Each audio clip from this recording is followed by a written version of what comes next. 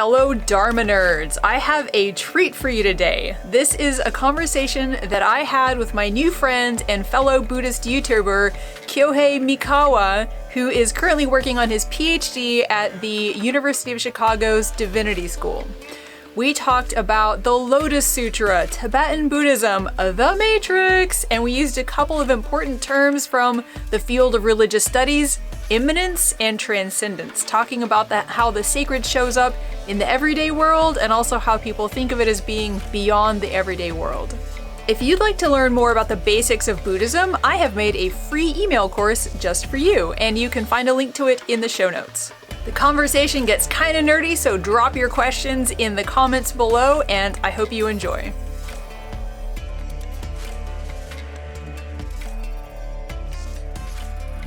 Well, I am so delighted that you were willing to join me today, Kyohei, whose channel is the Lotus Sutra, How to Study and Practice Buddhism. We actually connected when I posted a video on the Matrix and why it's totally Buddhist. And you posted a great comment, and then you have your own Matrix video, so I feel like it might be appropriate to start with just a quick discussion of the Matrix. Sure, sounds good. Yeah. Yeah, and I will link both of those videos in the description below.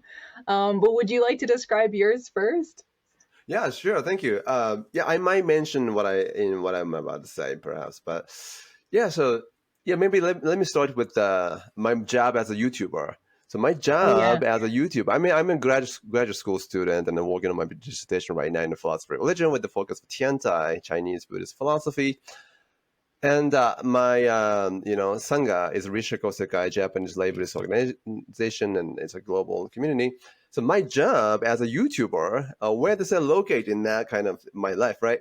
So my job as a YouTuber is to find a connection that people are already familiar with from the pop culture and the everyday experience, and use that as an entry point of learning, studying, and practicing Buddhism. That's how I came up with the idea of, okay, so Matrix, Resurrection is coming out in the Christmas in 2021. I haven't watched it this yet, so it's not going to be spoiler at all, I hope. This video is going to be, right? So, so people are interested in the Matrix. So let me talk about the Lotus Sutra, my expertise in Buddhist scriptures. Use Matrix as a way of explaining and enjoying learning the Lotus Sutra. So that's what I came up with, making that video. But, here's what happened. That's where I connected with you. So after I published that video, it's like, toward the end of last year or so, I was curious. Okay, maybe some audacious, curious, creative, smart YouTubers may be doing something similar to what I've been doing. Who showed up? I typed in the search type and the Matrix and Buddhism on YouTube, and you are there. I had no idea. That's so cool. I know.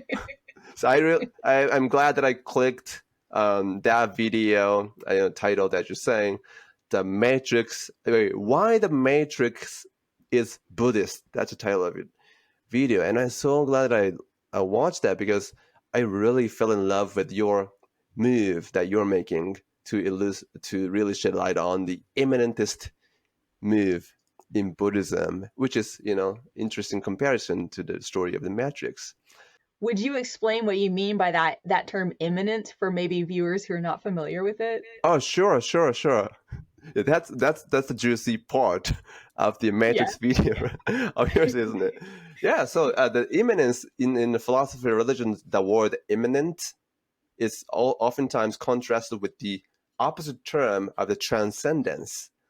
So the idea is a transcendent of this world, transcendent world, beautiful world, the world of enlightenment is in contrast to this, the world that is already.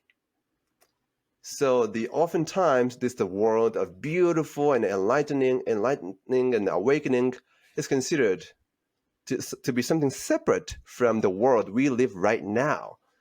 But that's where the idea of the immanent kicks in, to mean that, that transcendence, the world of enlightenment, the world of Buddhahood, which seems to be apart from this this world, is actually an aspect of this given world already.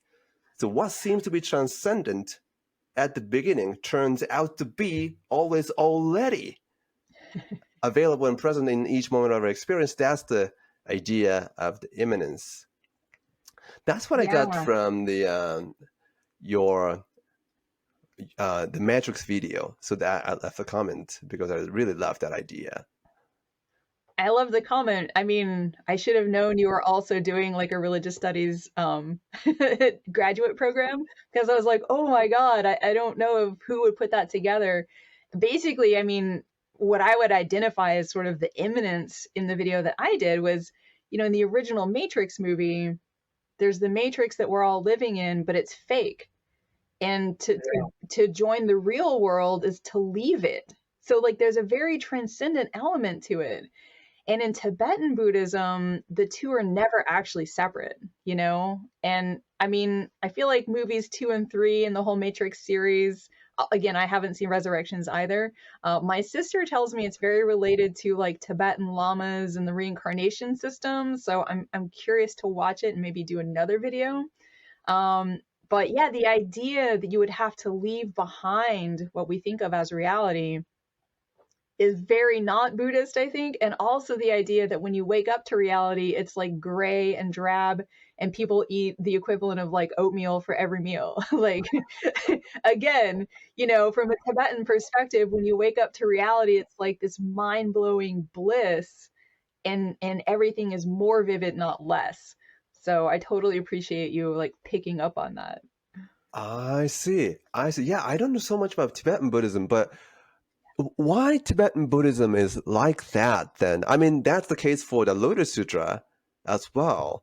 Are there any like a particular, I don't know, like a figures in the history of Tibetan Buddhism who advocated that idea that you are associated with, or a particular text or the worldview that make that sort of, imminent move? Yeah, I think it's very common to like Vajrayana or tantric forms of Buddhism where you're actively cultivating a sense of yourself as a Buddha. So like as the Buddha Tara, who I don't know if you can see her. I guess if you're listening to the podcast you won't see anything, but if you can see her, she's kind of above my hand there. She's the Buddha of compassion. So you would do practices really feeling yourself to be her and feeling everyone around you to be also her. And it can lead, I think, to people wanting to get out of ordinary reality. So I think it's always been important, in that tradition to emphasize, no, it's right here. If you think you need to be someone else to be Tara, you're missing the point. I mean, it's a little bit hard to kind of summarize, but I think it's always been in there. Definitely from what I know of the history of Tibetan Buddhism, originating in India and, interacting with non-Buddhist forms of tantric practice, it just seems like that emphasis on the both togetherness has always been there. Love that. So to imagine, not just to theorize, but to imagine, feel, and experience you becoming the Buddha, and to be in that intimate relationship with the Buddha and you becoming as a Buddha as well. Yeah. So wow, that's very, very practical. Yeah, exactly. I love it. I see. It's said that like Tibetan Buddhism, or this Vajrayana form of practice, is kind of specifically for these dark times. Even 1,000 years ago, evidently people thought it was dark times. So, that form of practice, it's called a fruitional practice because you're taking the fruit, which is Buddhahood, as the path. So you're imagining what it would be like to be a fully realized Buddha, rather than, I mean, obviously you have to walk the steps of the path anyway, but you're kind of, by trying to crack your mind open and get out of that ordinary sense of self and limitation and whatnot, it's another way of approaching the topic of emptiness and Buddha nature, just in a way that's hopefully more direct and more immediate. But that makes me wonder about the Lotus Sutra. Yeah, yeah. How does the Lotus Sutra speak to those questions of immanence and transcendence?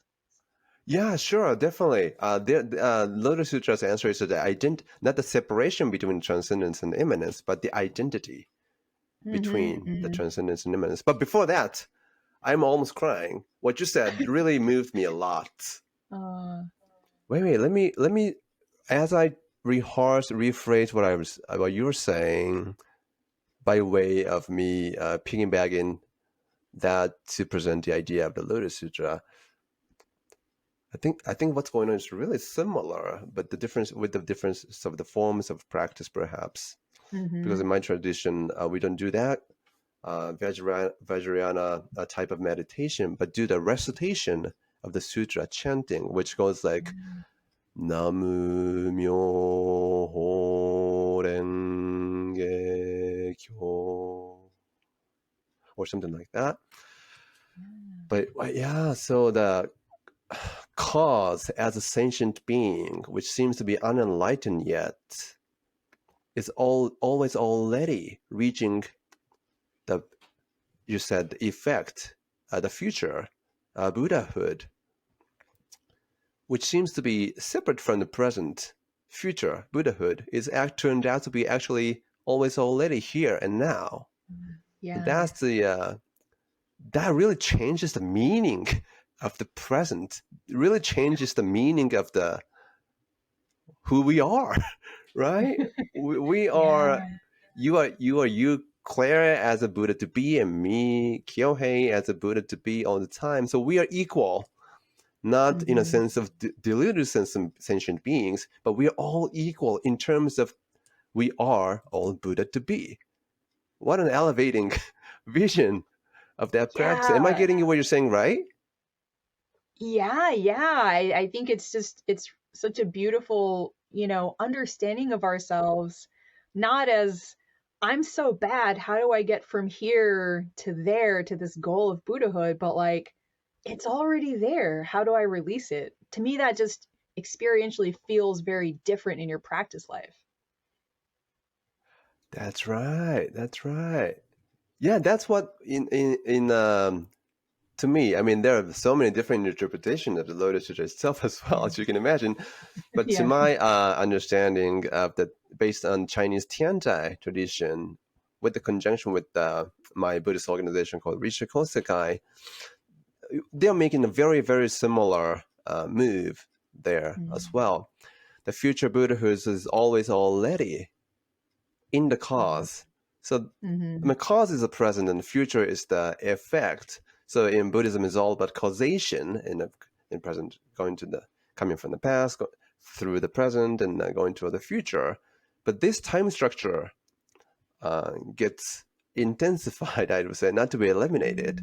So the future, I Mm-hmm. mean, it's a really mindful practice. It really helps me to, for instance, get over the sense of anxiety, Yeah. because the why does the anxiety arise in Buddhist analysis? Well, because you desire in the gap. I mean, you're feeling the gap between where you want to be and where you are, right? There's a gap between the future and the present, and you desire the future only and depreciate the present.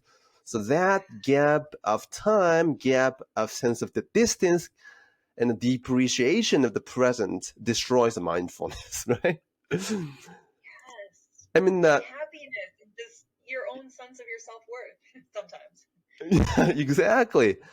Right. That sense of happiness, we think, comes from when we reach attained goal in the future. Right. That's one way to close that gap to overcome the suffering. I mean, this gap is in Buddhism called suffering, right? But the Buddhist suggestion in early Buddhism, as you know, is to suggest that, okay, let go of your desire. Desire is the base condition for that suffering to arise. But in Mahayana Buddhism, this move gets really interesting. Well, your desire and all the objects of desires are empty, essencelessness. So there's no way to cling, no necessity to cling to. But there seems to be, to me, in Buddhist tradition, probably a very small portion of people are aware of this move. But something you're saying and what I'm learning in the Lotus Sutra is making that move, which is to say something goes beyond this typical Mahayana Buddhist move. How do we go beyond that move? Well, here's how it goes.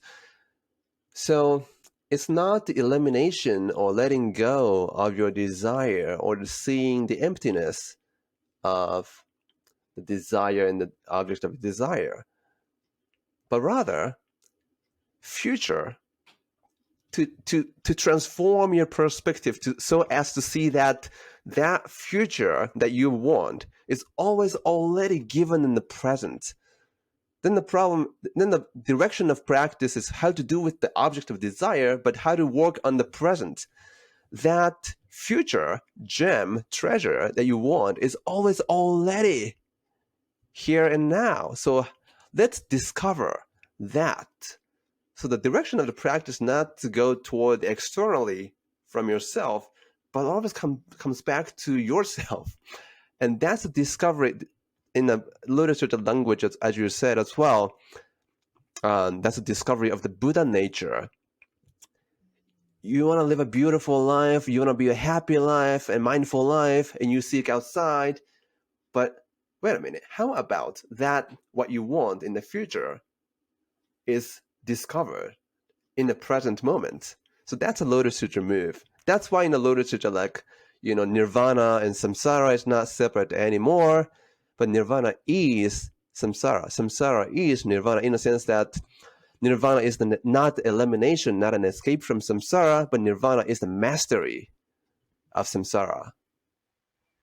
Again, the weaving together of the immanent and the transcendent. Exactly. Yeah, well, I was curious, now that we have a little more background on the Lotus Sutra, how did you connect that? I mean, I know the answer because I watched the video, but how did you connect the teachings of the Lotus Sutra with the ideas of the Matrix? Thank you, Claire. Okay, I kind of expected this question from you today. So I prepared some kind of notes which sheds light on something different from what I've done in the video. Oh, I like that. I mean, from the viewpoint. Yeah, exactly. Which is, from the viewpoint of having already checked out what you've done in the Matrix. So what I'm gonna say probably goes back to what you were doing in the video as well. So and I will love to hear from you about your video as well too. So here's what I came up just recently. So maybe one or two things, very short. So the most obvious connection between the Matrix and Buddhism, to me, was the kind of the sort of, how to say it, we can't escape, inescapability. Is that the word? Yeah. Inescapability. Yeah. Okay. Yeah. Inescapability of Neo, the Keanu Reeves. Inescapability of Neo's encounter with Agent Smith. So everywhere Neo goes, who are there? Well, Agent Smith are always there and attack Neo all the time. That's what happens, right? That encounter with the Agent Smith is inescapable. So to me, this structure of this kind of simultaneous necessary presence of Neo and Agent Smith in the Matrix really echoed with the, how do you say it, the co-presence of our life and delusions in our everyday life. So Neo is like our life, striving for the bodhisattvahood to save the world, and the delusions is kind of represented by Agent Smith. So here's a similarity and difference. So what is perfectly similar is that both Agent Smith in the Matrix and our delusions in Buddhism are equally illusion. They're not real, right? So true. Yeah. But here's a decisive difference. So what's the decisive difference? So the difference is this. Agent Smith are outside Neo. But our delusions are not outside us. But they are always delusions, are always already within our mind. Right? True, so true. Yeah. So I was thinking about this, and maybe in that sense, Agent Smith is not that guy I hate in my workplace, or that like a difficult classmates I hang out with, have to hang out in class. But those Agent Smith-like figures are always already in my mind. Yeah. Yeah. Then the question becomes not how to deal with that guy over there, but how to deal with the guy over here. That's always the question. So, yeah. So, like for instance, I was saying earlier, like our delusion, like in a practical storyline, like anxiety, for instance, the effect of anxiety arises depending on conditions, right? So my dissertation, I mean, you got a PhD already, so I really admire your tremendous achievement. Because I'm in the program right now, I really feel how difficult it is. So when I'm going to ever finish? It's incredible to me that you can run a YouTube channel and do grad school. Thank you. Yeah. The content of my YouTube channel is a Lotus Sutra, and I'm writing a dissertation about the Lotus Sutra. So they're kind of, a complementary. And my viewers and mentor like you has been helping me out a lot to process that thought. But anyway, going back to the topic, so I worry about it, and this worry, sort of like Agent Smith, attacks me and distracts me from focusing on my dissertation writing. So this worry is like Agent Smith who attacks Neo. That's happening not in the world out there, but it's happening in the world of my mind. That's what I sort of having a contrast between the Buddhism and the Matrix recently. It's so true. And there's all these like traditional Buddhist sayings, or at least, I'm thinking of like the Bodhicharyavatara by Shantideva, very classic text in Tibetan Buddhism, that this specifically says over and over again, no external enemy can do the damage to you that you can do to yourself with an untamed mind. So I think your like analogy really hits spot on. It's so much more comfortable to think the problem is out there. But if it keeps coming back again and again and again, it can't be out there. Right. Yeah, you're right. That's a good point. The level of comfort is really uncomfortable. Have that enemy in our mind. But if you see the Agent Smith in your mind, that's undeniably, that's part of you. Yeah. So are we going to eliminate? Elimination and killing that Agent Smith is like killing yourself. Right. So how to cope with, how to make the relationship with the Agent Smith more meaningful in your everyday life is a whole, the Lotus practice I aspire for and doing and promoting the idea in my YouTube channel. That's what I see the connection. Yeah, totally. In the Lotus Sutra and the Matrix. I'm wondering, how do the practices related to the Lotus Sutra then help you to like make friends with Agent Smith or, have that better relationship? Yeah, that's always a difficult part, right? Yeah, I know. But that's the idea. Yeah, but that's to me the idea in the Lotus Sutra version, especially Tiantai Chinese Buddhist tradition, of the Buddha nature kicks in. Yeah, what is Buddha nature? Well, Buddha nature is like space. Many people say that Buddha nature is like a potential to become a Buddha. But to me, Buddha nature is not merely a potential. It's like a dynamic process of becoming a Buddha. And the question is, what is Buddha? Well, the Buddha is someone who ended the suffering and teach others to end suffering.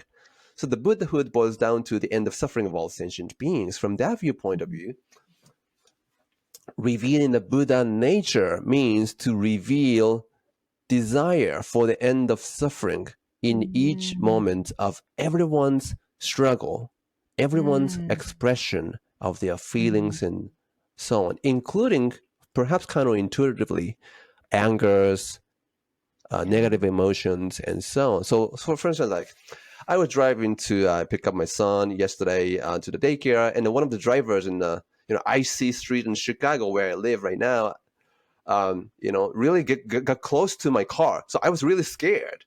Yeah. And that guy, the driver, was like honking and very angry, and that made me, almost mad. Yeah.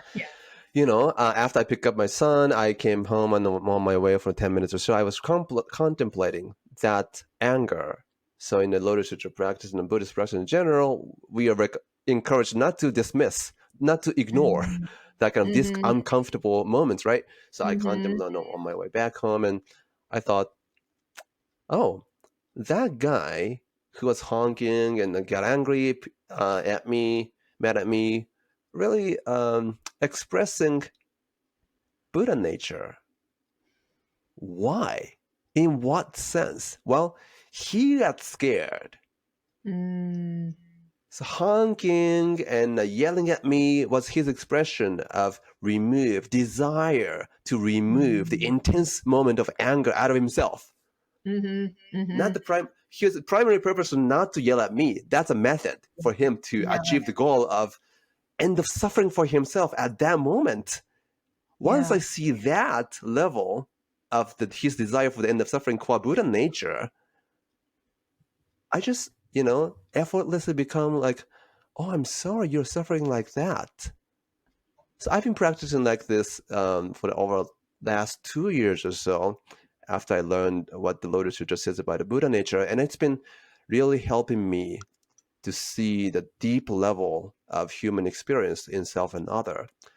So in that sense, this is how we can practice very instantly in everyday life to improve our human relationship with anyone in our world. Yeah, that's how it comes back to the idea of Buddha nature.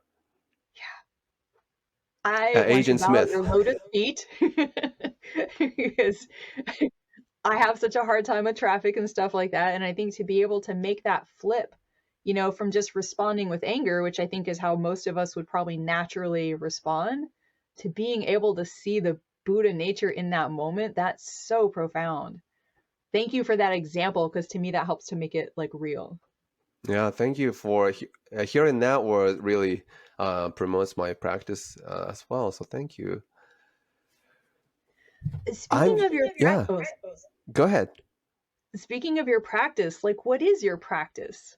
I know that you mentioned recitation before I started recording. What does that look like? How does it fit into the structure of your day, and what impact does it have on your heart/mind? Oh, thank you. Yeah. So the practice is here's where the beautiful dimension of community sangha kicks in. I mean, you and I are creating and offering a place for sangha for us and all the viewers to be of this YouTube channel of you and I as well. So we are making a sangha, and you have growing your own sangha as well in your life. And I belong to my own Buddhist community called Risha Kosekai. So they're a lay Buddhist organization who upheld the Lotus Sutra, and all the practices and the ideas, teachings spring from the teachings of the Lotus Sutra. So they offer an online Sunday service and meditative conversation called Hosa, like a Dharma sitting. Yeah. So that's where the people really share their feelings of hardships in their everyday life, and share the story of how they are coping with those difficult situations based on the teaching and inspiration of the Lotus Sutra. So we share those heartfelt stories with each other and listen to each other. So that's how we grow the community. And on top of that, I mean, starting with that actual affective experience, we recite as a group the Lotus Sutra chapter by chapter, maybe 20 or 30 minutes every Sunday together. Yeah, that's really creates a sense of bond and community. That's what I do. And also we weekly, monthly or twice a month study session. I also lead discussion, and anyone is welcome to do that, to study the ideas and practice of Lotus Sutra. So the Sunday service, community creation, and the study sessions. And the third dimension, which is the last dimension of my practice, is to do recitation of the Lotus Sutra at Mm. home. Like in the back of my room right now, there's a Buddha statue over there. I sit over there with my wife, recite the Lotus Sutra, using beads like this. I know you, Claire, have a very nice YouTube video about the introduction of beads. So I really recommend and encourage all the viewers to check out your video. Maybe you can put the link below as well. Thank you. Yeah. Using this and the recite the sutra. The Lotus Sutra is about a story of Buddha and his disciples. And what happens is that the Buddha advocates the idea of the universal Buddhahood, but the audience are pre-Mahayana practitioners such as Shariputra, Puna, and others. They are aware that they're not bodhisattvas, they're Shravakas. But the Buddha in the Lotus Sutra declares that, no, you guys think you're Shravakas, merely Shravakas, but you have been already bodhisattvas. And everybody's like, wow, boom. Right, am I a bodhisattva? Does that mean, am I going to be a Buddha? And he says, the Shakyamuni in the Lotus Sutra says, yes. Because in the past life, billions of years ago, you have done this kind of life, and the present life, you're appearing as Shravaka, but you have been already a bodhisattva throughout, from the beginning of this past to the end of the future. And in the future, billions of years later and so on, you become a Buddha named like this, and the universal Buddha who's advocated in the Lotus Sutra. So every time I recite the Lotus Sutra, that image comes to me. And the reciters and the learners and students of the Lotus Sutra are encouraged to imagine you are in the audience. You are the one who's hearing the, assurance of Buddhahood from Shakyamuni Buddha. So you are the Shariputra in that moment. Yeah, so this kind of affective meditative experience is the recitation, which is very meaningful to me. I mean, when you put yourself in this kind of the religious story like Lotus Sutra, and to feel that as your own story, that really changes the meaning of how you live in the present life. So that's how it's been very effective and supportive for my life and others. That's beautiful. I find the Lotus Sutra so interesting. I find these kinds of practices so interesting, and they're so different from what I've done in the past. But for millions of people, like, this is nourishing souls or hearts, or however you want to put it. I guess I shouldn't say soul in a Buddhist context, but it's like nourishing people every day. And I think a lot of people would be surprised to hear that in your form of Buddhism, and in many forms of Buddhism, there actually isn't really meditation per se. It's the recitation, it's the sangha, it's the blessings, honestly.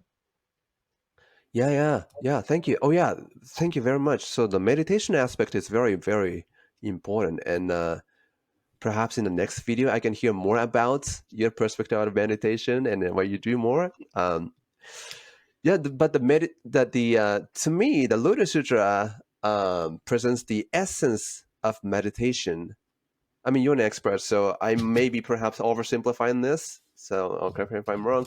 But to me, the importance of meditation, I mean, I personally do meditate, sit in meditation sometimes, not every day. I do everyday recitation, but the idea of meditation to me becomes really important in terms of the focus on the present, not to worry about the future, which is yet to come, and not to regret about the past, which cannot be changed anymore.